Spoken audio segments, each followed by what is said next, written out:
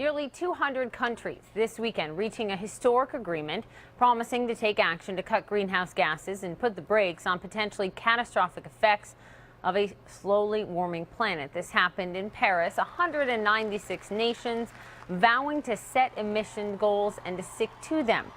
Supporters call it a death knell for the fossil fuel era. Critics say given that it is voluntary, there is simply no way to enforce it, and they say it just doesn't have any teeth.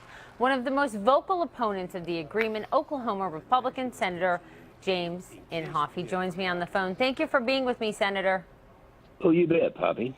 You oppose the agreement. You've been incredibly vocal. You've written a book all about this. Why do you oppose what was reached in Paris?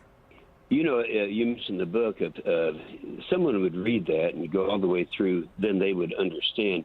I listened to Mr. Bronson, and, you know, Poppy, I think he actually believes that. And these people have been talking to each other in these 21 years. They all get together. The developing countries come and they expect billions of dollars to be spent and given to them so that they can do something with their greenhouse gas emissions. So, but there's nothing historic about this, and they keep talking about it. There's no targets for emission enforcement, and so I don't know what's historic about it. One interesting thing, at the very last minute, when the language was going to be developed countries, country parties shall continue to undertake economy-wide emission targets. They changed that from shall to should.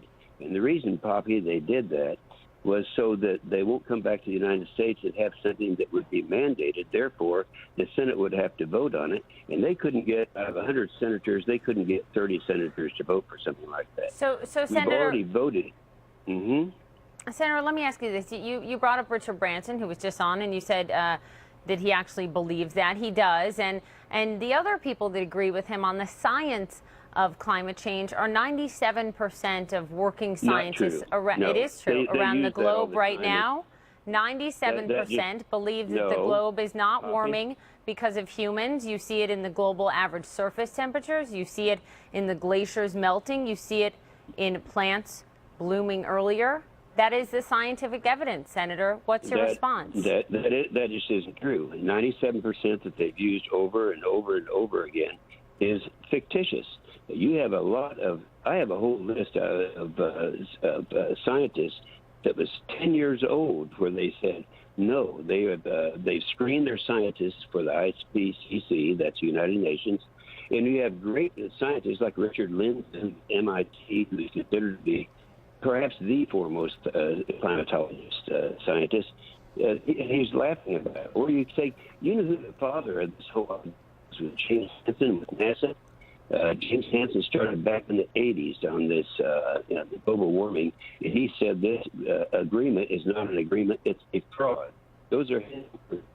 And even the former Air Club testified before our committee on what they had, and he said the whole thing's a fake. So I know it sounds like you believe it. Senator, let me just tell you this, Poppy.